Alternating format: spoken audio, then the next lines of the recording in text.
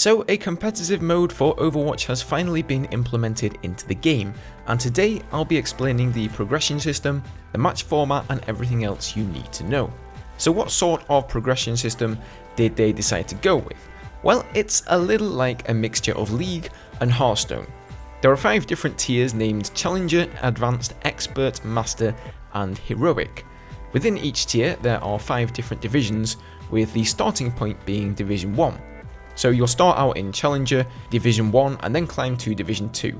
And once you reach Division 5 in any given tier, you will then progress to the next tier. So if you're Challenger Division 5, you will then get promoted to Advanced Division 1 and so on. Now the tiers do have some slight differences. In Challenging, you can't actually lose any points, and this tier is really to ease you into the system. So you can only climb upwards until you reach Advanced, but once there, you will lose points on a loss, so you can actually fall back down into Challenger again. Now another system that's in there, similar to Hearthstone for anybody familiar with that game, is win streak bonuses. So in the challenging tier you get 20 points for a win. However, if you've already won one game and you win a second game in succession, you will get an additional 20 points as a win streak bonus. So you actually get 40 points in total. However, if you lose, you also lose your win streak bonus. Now this bonus system is only active in the Challenger, Advanced and Expert tiers, so once you get all the way into Master, it becomes a lot harder to progress.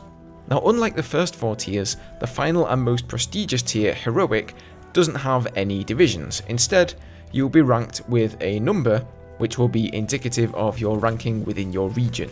So for example, if you're Heroic rank 1000, that essentially makes you the 1000th top ranked player in your region. Each season of competitive play will last 1 month, so at the end of that month everything will reset and you'll start ranking up again. I'm sure there will be some system in place to start you off at a higher rank so that Heroic players won't have to start at the Challenger level again, but as of yet that is unclear. Now the regular leveling system will still run alongside this, of course, allowing you to level up in any game mode and unlock things like skins via loot boxes. But you will also have to be level 25 in order to queue up for competitive mode, just to ensure you've had a chance to play all the heroes and learn all the maps. You will be able to solo queue or queue as a whole group or part of a group, and the system will do its best to match you up to other players accordingly. So that's basically the progression system in a nutshell. Now when it comes to the match format, there will be some slight differences from the quick play mode. So if you're playing on an attack defense game mode like payload or point capture, each team will play once in defense and once on attack. Now if a tie should occur where you maybe win on defense but you lose on attack, a third round of sudden death will initiate on a random map and on one random point to decide the victor. So it won't be an entire third round. If you're playing point capture, it will just be one specific point you have to capture, or if it's payload, you only have to get the payload to one single checkpoint.